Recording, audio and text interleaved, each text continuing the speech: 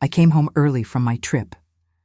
The surprise was mine when I found my best friend in my bed. And she wasn't alone. My son, my Mark, was with her. My name is Ann Patterson. I am 78 years old. When you get to be my age, you think you've seen every kind of ugliness the world has to offer. I ran a school for 30 years. I raised 2 children, and 5 years ago, I buried my husband, Arthur. I thought I had felt the worst pain life could give. I was wrong. That bed. That was the bed I shared with Arthur for 45 years. He died in this house. That room was my sanctuary. And they defiled it. Linda Spencer, my friend for half a century. The woman who held my hand at Arthur's funeral. And my son, my own boy. They were the ones who insisted I take the trip. They told me I needed to rest, to visit my daughter Susan out in California. "We'll handle everything here, Mom," Mark said, with that smile I used to trust so completely. But I came back. You live this long, you learn to trust the feeling in your gut. I felt that ice-cold dread on the plane, and I knew something was wrong back home. I walked up those stairs, the ones my children used to tumble down, and I saw them. I didn't make a sound. I just turned around, walked back out the front door, and sat in my car for an hour, just breathing. They thought I was old. They thought I was frail. They thought I was done. They forgot who I am. This is my story, and if you've ever been made to feel invisible, I need you to listen. Subscribe to my channel and stay with me on this. You need to hear what came next. I must have sat in that car for an hour, maybe 2.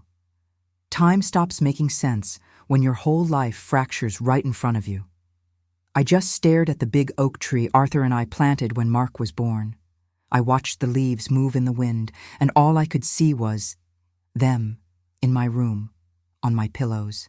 The pillows I still cried into when I missed Arthur. The sheer naked disrespect of it. It burned more than the betrayal. But you don't run a middle school for 30 years by falling apart in a parking lot. You don't raise 2 children and bury a husband by letting grief win. Anger. Anger is a different animal. Anger is fuel. I looked at myself in the rearview mirror. I saw the wrinkles. I saw the age spots on my hands. I saw exactly what they see, a frail old woman. I took a deep, shuddering breath, grabbed my little rollaboard suitcase from the trunk, and walked back up the path to my own front door. This time, I made noise. I rolled the suitcase on the stone path. I slammed the screen door. "Mark!" I called out. "I'm home!" My voice sounded brittle and strange in my own hallway. They came scrambling out of the kitchen. They were so fast, so practiced. Mark got to me first, wrapping me in a hug that felt like a trap. He told me I was back early, asked what happened, if I was okay. He was all concern. He was a very, very good liar. And then came Linda, 50 years, my maid of honor, the godmother to my son. She came over and fussed with the collar of my blouse, patting my shoulder. She told me I looked exhausted, that the California sun must have been too much for me. The audacity of it. To touch me with those hands. I played my part. I told them the nightmare story. I said I woke up convinced the house was on fire, that I knew it was silly, but I just had to come home. I needed to see for myself that everything was fine. "Oh, Anne," Linda said, and she actually tisked me like I was a child. "You and your dreams. Of course everything is fine. Mark and I were just figuring out dinner. Weren't we, Mark?" "We sure were, Mom," he said, taking my suitcase. "You sit down. You must be exhausted. You're probably just jet-lagged and confused." Confused. That was the first time they used the word. It wouldn't be the last. We sat down for dinner, the 3 of us, at the table Arthur built with his own 2 hands. They chattered away, about Susan, about the weather, about some nonsense on the news. They were so breezy, so normal. It was the most terrifying performance I had ever seen. I watched them pass the salt. I watched them laugh. I wondered how many times they had done this. How many trips had they planned for me? How many times had they laughed at me behind my back? I waited until they were clearing the plates. I let the silence settle. Then, I put my napkin on the table. "The sink," I said, my voice quiet. They both stopped. Mark was holding 2 plates. "What, Mom?" "The sink," I repeated. "I hope you two managed to fix it." Mark just stared. Linda's hand, which was reaching for a glass, froze in midair. I turned to Mark. "When I came in earlier, the real first time, I heard you tell Linda that the sink was leaking, so you went upstairs, to my bedroom, to fix the sink. You could have heard a pin drop. I hope," I said, looking right into Linda's eyes, "that you got it fixed, and I hope my bed was comfortable while you worked on it." I expected, I don't know what. Shame, crying, begging for forgiveness. Linda's face turned a color I'd never seen before, a sort of gray-white. She looked like she was going to throw up right on my dining room floor. But Mark set the plates down, slowly. He turned to me, and he smiled. Not a real smile. It was the most condescending, patronizing expression I have ever seen on a human face. "Mom," he said, his voice slow and patient, the way you speak to someone who is deeply, deeply unwell. "What are you talking about?" "I am talking about finding you and Linda in my bed, Mark, in my marital bed, this afternoon." He sighed, a big put-upon sigh. He walked over to Linda and put his hand on her shoulder. "Mom, you just got off a long flight. You told us you had a nightmare. You're jet-lagged. You're confusing things." "I am not confusing anything." "Yes, you are," he said, his voice hardening just a little. "Linda was here.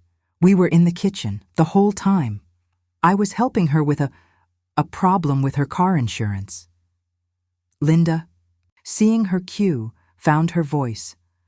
"Anne, honey," she said, her voice trembling, "and it was a good performance, I'll give her that. We're worried about you. You haven't been yourself lately. The other day, you called me Susan. You've been misplacing things." "I have not." "You have, Mom," Mark insisted. "You're getting things mixed up. You're tired. You're having hallucinations." Hallucinations. That was the word. The bullet they'd been saving. They weren't just cheating. They weren't just lying. They were building a case. They were standing together, unified, telling me that my reality was broken, that what I saw with my own 2 eyes wasn't real. They were trying to make me believe I was crazy. They looked at me, this woman who raised one of them and befriended the other for a lifetime, and they saw nothing. Just an obstacle, an old, confused woman who needed to be managed. I finally understood. The affair was just the symptom. The disease was this cold, calculated plan to discredit me, to paint me as senile. Why? So they could carry on? So they could. What? My mind raced. My house. My money. I realized in that second that this was not about a broken heart. This was about a war. And they had just fired the first shot, right at my mind. That night, I didn't sleep in my room. I couldn't. The very air in there felt wrong. I spent the night in Arthur's old leather recliner in the study, a quilt over my lap. The house was so quiet. It was the kind of silence that's louder than an explosion. I kept hearing their words, confused, hallucinations, jet-lagged. They weren't just words, they were tools. They were the first bricks in a wall they were building to box me in. I'd seen this before, not in my own life, but I've lived 78 years. I've seen families do awful things. When someone gets old, and they have something other people want, a house, money, just control, the people closest to them can get greedy. They start treating you like a piece of furniture you're not using anymore, wondering when they can get rid of you. Mark and Linda, they wanted to get rid of me. They wanted my house as their motel, and they were going to use my age as the reason. They were going to paint me as a crazy old woman. I knew I couldn't fight them head on. You can't reason with a liar. If I yelled, they would say I was unstable. If I cried, they would say I was emotional. If I accused them, they would just say I was confused again. No, you don't run a school for 30 years by being loud. You do it by being observant. You do it by keeping records. When I was sure Mark had left for work the next morning, and I knew Linda wouldn't dare show her face here alone, I started. They think my generation is technologically stupid. We're not stupid, we're just analog. We grew up in a world where you kept proof, in paper, in filing cabinets. My son lives on his phone. He thinks if you delete a message, it's gone forever. He forgets that I'm the one who taught him how to read, and I come from a generation that saves everything. I started in the one place they had disrespected the most, my bedroom. I stripped the sheets, the blanket, the pillowcases, and stuffed them all into a heavy-duty trash bag. I would not sleep on their filth. I'll burn them later. I looked for the obvious, an earring, a receipt, a stray hair that wasn't mine or Mark's. They were too clean for that, too careful.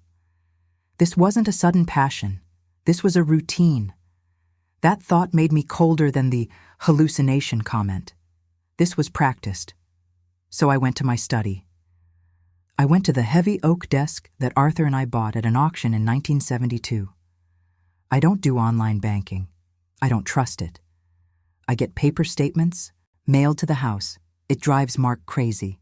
He told me, "Mom, it's a waste of paper. You're living in the dark ages." Thank God for the dark ages. Mark is a joint signer on my main checking account. It was his idea after Arthur passed. "Just in case, Mom," he told me, all warmth and concern. "Just in case you need help paying the bills." I sat down and pulled the last 3 months of statements. I was a principal. I know how to read a budget.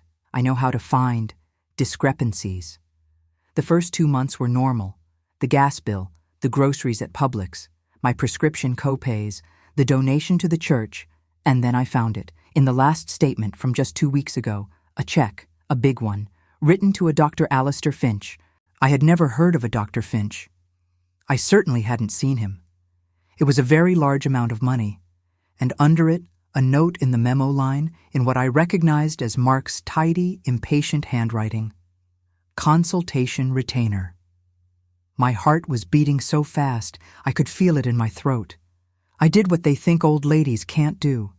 I opened my laptop, the one my grandchildren taught me to use, and I typed that name into Google. Dr. Alistair Finch. The first result. My hands started to shake. He wasn't a cardiologist. He wasn't an oncologist. He wasn't a general practitioner. Dr. Alistair Finch was a geriatric psychiatrist. His website was all calm colors, blues and grays. It was full of pictures of smiling, well-dressed elderly people. His specialties were listed right on the front page: cognitive assessment, capacity evaluations, and assisted living placement. Placement. This was not about an affair. This was a coup. They weren't just lying to me. They were.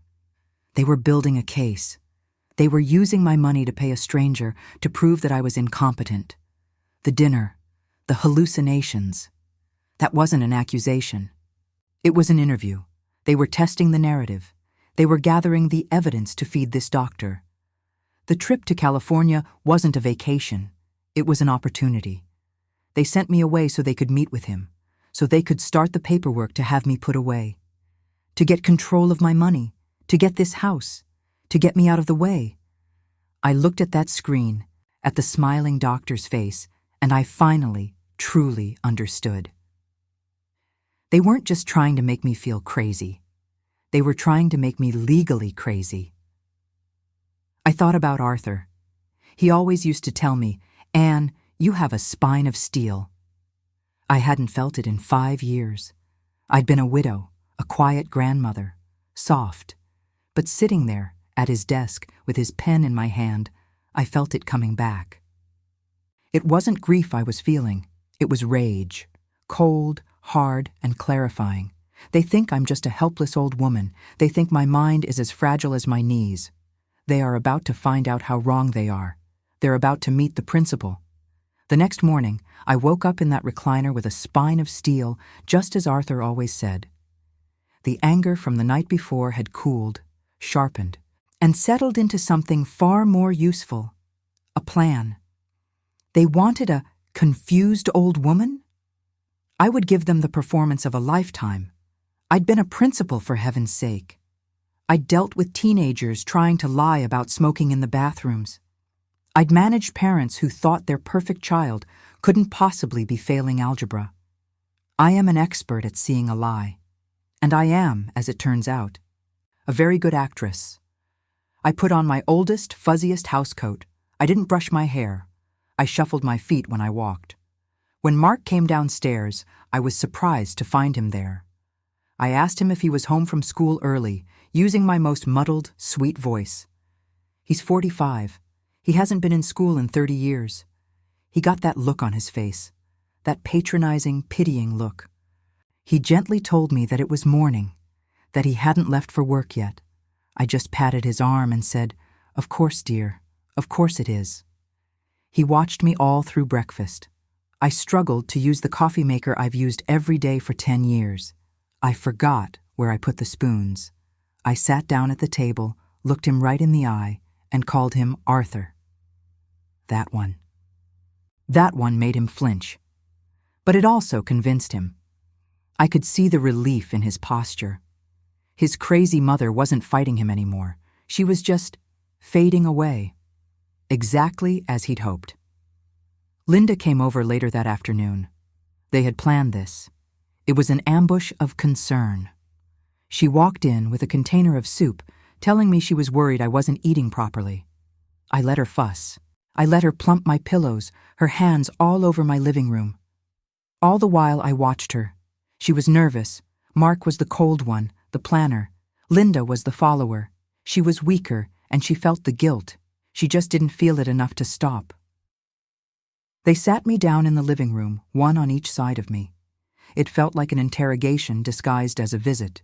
They started talking to me in that slow, loud way people use when they think you're either a foreigner or a fool. Mark did most of the talking. He told me that he and Linda were so worried. He said that my outburst at dinner the other night had scared them, that I was imagining things, that I was clearly under too much stress. I just nodded. I looked out the window at the birds. He told me that I wasn't safe here by myself anymore, that I was forgetting things. He brought up the coffee maker. He brought up me calling him Arthur. Linda chimed in, her voice thick with fake sympathy, saying that it broke her heart to see me like this. She reminded me that I had missed her birthday last month. I hadn't. I had sent her a card with a check, which I knew she'd cashed. But I just looked at her, my eyes wide, and told her I was so sorry, that I must have forgotten. They thought they were winning. They thought I was putty in their hands. And then, the mistake, their arrogance, it made them sloppy. They got so comfortable in their roles as my caretakers that they started talking to each other instead of to me. They were still sitting right next to me, but they might as well have been in another room. They thought I was just a lump in a housecoat staring at a cardinal. Mark told Linda to stop looking so worried, that he was handling it. Linda whispered back, asking him if he was sure, if this was the right thing. And that's when my son, my own child, looked at my oldest friend and told her, right in front of me, not to worry. He told her the appointment with Dr. Finch was confirmed for next Tuesday. He told her the doctor had been very understanding on the phone, that he had seen this kind of thing 100 times. And then he delivered the final blow. He patted Linda's knee and told her that once the doctor's evaluation was complete, once he had the power of attorney finalized, everything would be taken care of. They wouldn't have to sneak around anymore. They could finally manage my assets properly. Manage my assets, power of attorney. So it wasn't just placement. It wasn't just the house. It was everything. My savings, my stocks, Arthur's pension, 30 years of running a school, all of it. They wanted to take my entire life, my independence, my very name, and sign it over to themselves, all so they could continue their sordid little affair in my house. They were discussing the legal execution of Ann Patterson. And I was sitting right there. I just kept watching that bird. I even smiled, a soft, vacant smile. I turned to them, as if just noticing they were talking. "That's a pretty bird," I said. "I think it's a cardinal. Arthur loved cardinals." The look of relief that passed between them. It was disgusting. They had no idea. They thought they had just confirmed my senility. What they had actually done was confirm their plan, their timeline, and their motive. They handed me the entire case against them. They think I'm a memory. They're about to find out I'm a witness. They wanted power of attorney. They wanted to manage my assets. I sat in Arthur's recliner all morning, just letting those words sink in. This wasn't a crime of passion. It was a business transaction. They were liquidating me. I knew I had very little time. They had given me their timeline. The appointment with this Dr. Finch was next Tuesday. They were arrogant. They thought I'd be shuffling around in my housecoat, forgetting my own name, while they signed the papers that stole my life. I waited until I heard Mark's car pull out of the driveway. He gave me that condescending little wave, the one you give a child in a window. I waved back, all smiles. The moment his car turned the corner, the principal returned. My first act was one of cleansing. I took the trash bag with those defiled sheets, walked it to the backyard incinerator that Arthur and I used for yard waste, and I set them on fire. I watched the smoke rise, and I promised myself that their plan would turn to ash just as quickly. Then I went to work.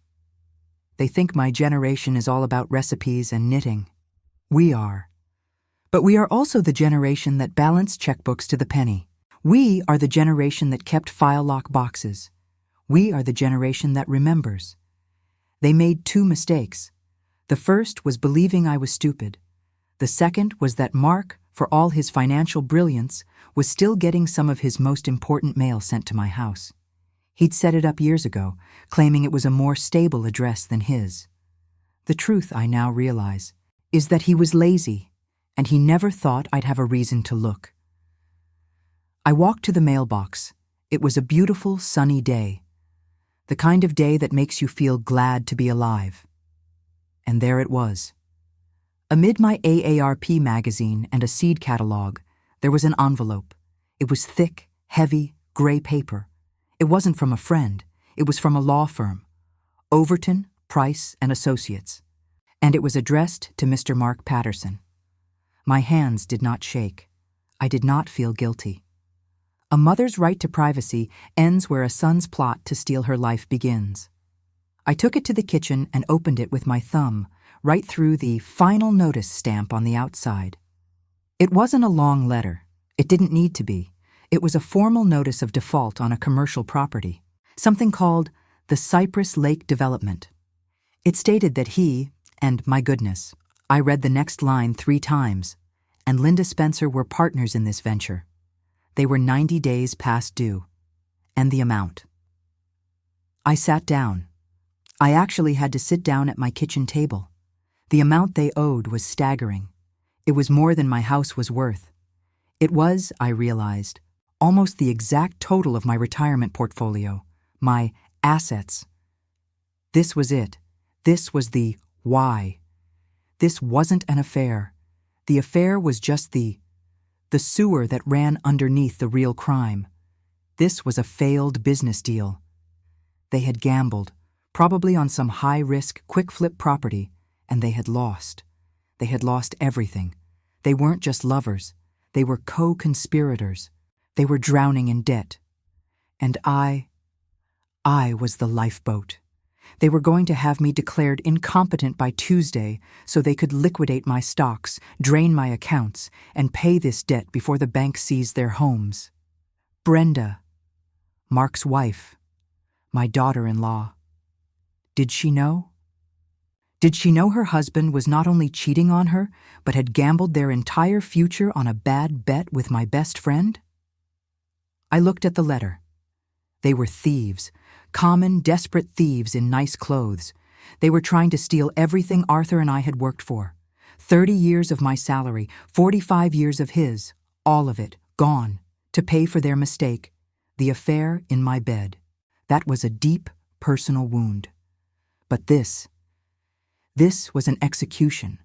They weren't just betraying me, they were erasing me. I folded the letter. I put it back in the envelope. I now had the what, the affair. I had the how, Dr. Finch and the power of attorney. And now I had the why, a mountain of debt. They thought Tuesday was their deadline. They didn't realize it was now mine. I had the why, that ugly letter from the law firm. They weren't just lovers. They were desperate, failed business partners, and they were planning to pay their debts with my life savings. I had the how, Dr. Alistair Finch and a capacity evaluation. And I had the when, next Tuesday. Now, I needed the weapon. I couldn't just show that letter to Mark's wife, Brenda, or my daughter, Susan. Not yet. Mark had spent weeks, maybe months, poisoning that well, telling them I was confused, paranoid, hallucinating. If I suddenly produced a complex legal document about a defaulted loan, it would only prove his case. They would see me as a vindictive, confused old woman making up wild stories. No, I couldn't use the truth as a weapon. Not yet. The truth was too complicated. So, I would have to use a lie. A simple, elegant, devastating lie. They thought I was an analog woman in a digital world. They thought I couldn't operate a coffee maker. They forgot I was a principal. I ran budgets. I managed networks.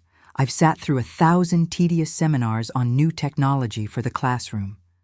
I continued my performance. I was vague. I forgot to eat the lunch Linda brought over, finding it in the microwave that evening, cold. I let Mark see me struggling to pay a bill, complaining that the numbers were swimming around. He actually patted my hand and told me not to worry my pretty little head about it, that he would take care of everything soon. The condescension was so thick, I could have choked on it. The next day, while he was at work, I went out. I didn't go to the grocery store or the pharmacy. I drove to the big electronic superstore out by the highway, the one with all the bright lights and loud music. I found a young salesman, a boy who couldn't have been more than 20, and I gave him my sweet lost grandmother routine. I told him I was all alone in this big house. I told him I was so frightened lately. I explained that I thought I was hearing noises and that my son was so worried about me. I asked him, what could I buy to make me feel safe? He was lovely, just as I knew he would be. He saw a commission, and he saw a nice old lady. He didn't show me a cheap doorbell camera. He showed me the top of the line. He tapped a big, glossy box, telling me this one was a full home system, 6 cameras, high definition. He explained that it records 24/7 and it saves everything to the cloud. He said I could watch it from my phone or my computer. I just widened my eyes and repeated the word back to him. The cloud? I asked him if it was like an angel watching over me. He smiled a little patronizingly and told me that yes, ma'am. It was exactly like that. I bought it. I used the Mad Money emergency cash Arthur and I had kept taped inside a copy of War and Peace for 30 years. I paid in cash. I even let the young man carry the big, impressive box to my car. I got home before Mark. I didn't try to install it. I didn't even know how to install it, and I didn't need to. The idea of it was the weapon. I just left it. I left the big, glossy box with its pictures of cameras and 24/7 cloud recording sitting right in my front hallway. When Mark came home, he stopped dead 2 feet inside the door. He just stared at the box. He called out for me, his voice wary. I shuffled out of the kitchen, wringing my hands. I told him, thank goodness he was home, that I'd done something. I told him I got so scared today. That I kept hearing. Footsteps. In the attic. And I remembered that ad on the television, so I went to the store. A nice young man helped me. I told Mark the man said this would watch me, that it would save everything to the sky? Mark corrected me. The cloud. I clapped my hands and told him yes, the cloud. That's it. So clever. I watched his face. It was a perfect, beautiful moment. He was furious. He was annoyed. But most of all, he was pleased. He saw his paranoid, senile mother wasting money on a high-tech toy she couldn't possibly understand. He saw more evidence for Dr. Finch. He saw a woman hearing footsteps in the attic. He saw a woman who couldn't tell the cloud from the sky. He sighed, that heavy, put-upon sigh. He told me I shouldn't have gone out, that I should have asked him. He told me it was very complicated and that I should just leave it in the box. He would. Look at it later. I clasped my hands and thanked him, telling him I'd feel so much safer. He walked right past it, into the kitchen, already on his phone, probably texting Linda, telling her what crazy thing I'd done now. He never even looked inside the box. He didn't need to. He had already dismissed it. He didn't realize that I had just purchased my entire defense. I had the prop, I had the receipt, and I had the absolute, blissful confidence of his arrogance on my side. The trap was now built. All I needed was the audience. That big empty electronics box sat in my hallway for 3 days. It became my co-conspirator. Mark would walk past it and sigh, a little heavier each time. Linda, when she came over, wouldn't even look at it, as if it were a coffin. They had gotten so comfortable in their little drama, so convinced of my decline, that they were getting sloppy. I heard them. I'm 78. I take naps. Or, at least, I'm supposed to. I was in the study, in Arthur's recliner, pretending to be asleep when they were in the kitchen. They thought I was lost to the world. They were wrong. They weren't whispering. It was an argument. I heard Linda's voice, tight and high. She was terrified. She was worried about the letter. She was asking Mark what would happen if Brenda found out. She was worried about the bank. She used the word fraud. And then I heard my son, my Mark. His voice was not loving. It was not the voice of a man in the grip of passion. It was cold.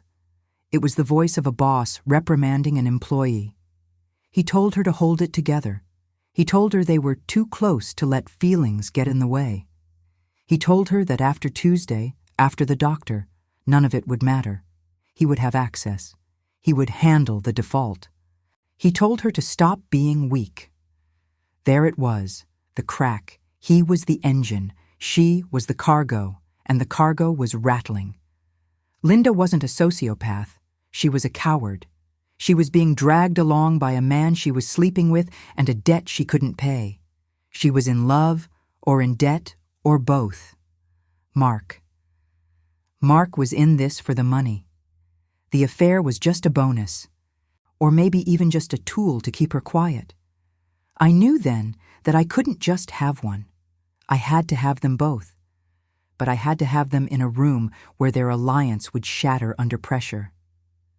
They were strong as a pair, preying on a confused old woman. How strong would they be in a room full of people they had both lied to? I needed my audience. I waited until Mark left for the afternoon. I picked up the phone, the old rotary-style one in the kitchen. I liked the weight of it. I called my daughter Susan in California, and I gave her the performance I had been rehearsing for. I didn't yell. I didn't accuse. I cried. I told her I was. So lonely. I told her I was. Scared. I told her the house felt wrong. I told her I was hearing things, that I thought I heard footsteps, just like I told Mark. I told her I bought a camera system, but that Mark was so busy and hadn't installed it. I told her he seemed angry with me all the time. I asked her, my voice trembling, if I was going crazy. It was a masterpiece of manipulation. I used every single seed of concern Mark had planted in her mind against him. It worked. I heard her booking a flight while we were still on the phone. She told me she was coming. She told me to hang on. She told me she'd be here by Sunday. Perfect. One witness secured, now for the other. I called my daughter-in-law, Brenda, Mark's wife. This call was different. I was the strong matriarch. I told her I was being silly, but that I was feeling old and sentimental, and I wanted to have a real family dinner. A big Sunday lunch. The kind we used to have before Arthur, you know. I told her I was inviting Susan, who was flying in to surprise me. I told her to bring the kids, and then the final turn of the screw. I told her, and of course I've asked my dearest friend Linda to be here. I don't know what I'd do without her and Mark. They've been taking such good care of me. I heard the warmth in Brenda's voice. She told me it sounded wonderful, that she'd been worried about how distant Mark had been. She said a family lunch was exactly what they all needed. The stage was set. When I told Mark that Susan and Brenda were coming for a Sunday roast, he and Linda exchanged a look. I saw it. It wasn't panic. It was relief. It was opportunity. I could read their minds. This was perfect for them. They could present their united front of concern to Susan. They could get Brenda to see how bad I was. This lunch wasn't my trap. They thought it was theirs. It was the perfect, public, final piece of evidence to present to Dr. Finch on Tuesday. They thought they were coming for a family lunch. They didn't know they were the main course. I spent Saturday cleaning the house. I polished Arthur's silver. I bought the biggest, most expensive roast I could find. I prepared my home not for a meal, but for a reckoning. Tomorrow, they would learn that an old woman's memory is long, and her house. Her house has foundations of iron. They arrived just after noon. Susan, my daughter, hugged me so tight I thought my ribs might crack. She looked at me with such worry, her eyes searching mine for any sign of fading. Brenda, Mark's wife, was all smiles, bringing in a pie, her children running past her to hug Nana. It was the perfect picture of a loving family. And then Mark and Linda arrived, together.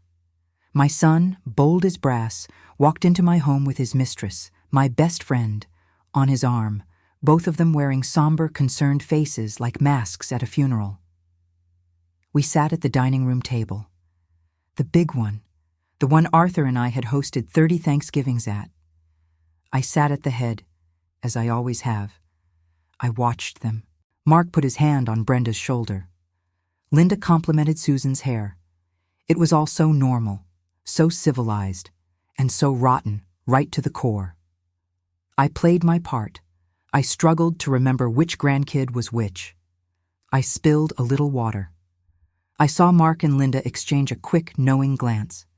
I saw Susan's face tighten with worry. I saw Brenda look down, embarrassed for me. They were all falling for it. Mark, my son, the director, chose his moment just as we were finishing the main course. He cleared his throat. He told everyone he needed to say something, that it was for my own good. He told them he was worried. He told them he and Linda, he said, had been the biggest help, were struggling to manage my situation. He told Susan that I wasn't sleeping, that I was wandering the house. He told Brenda that I was becoming paranoid. And then he delivered what he thought was his checkmate. He told them, his voice full of pity, that I had gone out and spent a fortune on a high-tech camera system, that I was convinced people were in the attic. He gestured to the hallway where the empty box still sat, a monument to my senility. He told them I was hearing things, that I was hallucinating. The table went quiet.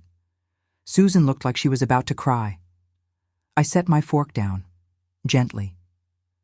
The little tink on the china was the loudest sound in the room. I looked up. I did not look at Mark. I looked at Brenda. "I'm not hallucinating, Mark," I said. My voice wasn't weak. It wasn't muddled. It was the voice of the principal. It was the voice that had silenced auditoriums. The entire table froze. "Mom?" Susan whispered. "That box," I said, gesturing to the hallway, "was a mistake. I was confused that day. You're right." Mark started to smile, that condescending, terrible smile. "But," I continued, "I wasn't confused last week, Before my trip, I turned my full attention to my daughter-in-law.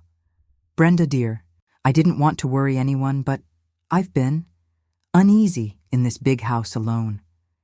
So I had a different system installed, professionally, while Mark and Linda were at work, I suppose. The blood drained from Linda's face. Mark's smile was frozen. It's a very simple system, I lied, my voice so calm, so reasonable. Just a few small cameras, in the main hallway, the front door, the back door, and one in the master bedroom, facing the bed, for my safety, you understand, in case I fall. I saw Mark's hand, which was on the table, clench into a fist. It's state-of-the-art, I said, looking at my daughter Susan. It records everything to that cloud the young people talk about. It sends alerts to my iPad whenever there's motion. And my goodness, I've been getting so many alerts. I turned back to Mark. All this time, I thought it was the cat, but I keep getting alerts from my bedroom at all hours of the day. Mom, Mark snapped, his voice hard, that is a sick thing to say. You're lying. You're paranoid. Am I? I said, soft as silk. I'm just a confused old woman, Mark. I don't know what I'm seeing. But the footage is all saved. I suppose I should call the police? Or maybe I should just show Brenda. The silence. It was total. Linda made a small, strangled sound, like a dying bird. She looked at Mark, her eyes wide with sheer animal panic. Brenda wasn't stupid. She was a wife. She looked at Linda's terror. She looked at her husband's white-knuckled fist. She looked at me, sitting there calmly, and the entire ugly, filthy puzzle assembled itself in her mind. Brenda. Mark started reaching for her. Don't, she said. Her voice was ice. Don't. You. Touch me. Linda pushed her chair back, knocking her water glass over. It shattered on the hardwood floor. She stood up, sobbing, and ran out of the front door. My son just sat there, staring at me. The mask was gone. I saw him, the thief, the liar, the adulterer. There are no cameras, are there? He whispered, so low no one else could hear. Does it matter? I whispered back. Brenda stood up. She didn't cry. She was magnificent. She just looked at her husband, then at me. Then she walked to the phone, pulled a pen from the drawer and wrote down a number. She pushed it toward Susan.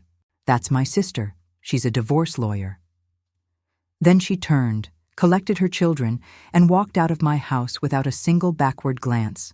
It was just me and my son, sitting in the ruins of our family with the smell of roast beef and shattered glass hanging in the air. He just sat there. The silence in the dining room was deafening, broken only by the sound of Linda's car speeding away down the street.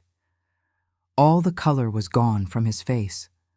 All that arrogance, that cool, condescending pity.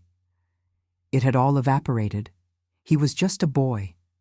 A bad, frightened boy who had been caught. He looked at me. His eyes were blank. He was waiting for me to... What? To fix it? To rage? To cry? I did none of those things. I was a principal for 30 years.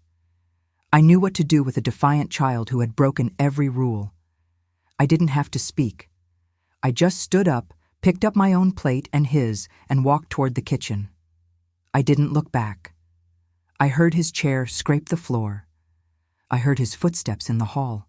I heard the front door open and then close. Very, very quietly. And just like that, he was gone. My daughter, Susan, stayed with me for a week. She never asked me if the cameras were real. She didn't need to. She just understood. She sat with me at the kitchen table, and we just were. She helped me hire a lawyer, a woman in her 60s with eyes like a hawk. I liked her immediately. The first thing we did was revoke Mark's name from every account, every document, every part of my life. We changed my will. We put my house and my assets into a trust so secure, not even a team of high-priced thieves could touch it.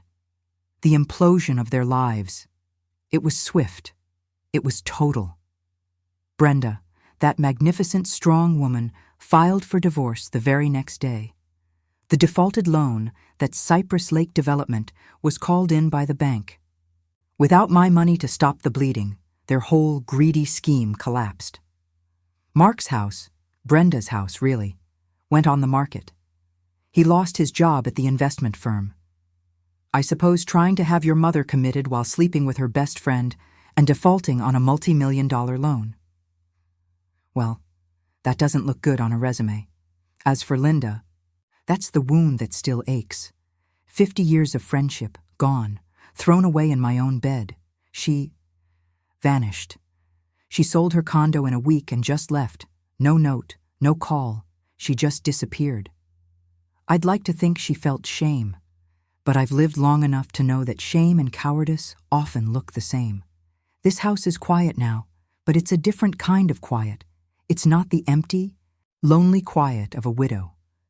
It's the strong, peaceful quiet of a sanctuary. My sanctuary. I had the locks changed. I even burned the guest room sheets, just for good measure. I'm seeing Brenda and my grandchildren every week. We're closer than we've ever been, she and I. We're survivors. We speak the same language. I still have that empty camera box in the hallway. Susan tried to throw it out, but I stopped her. It's a reminder.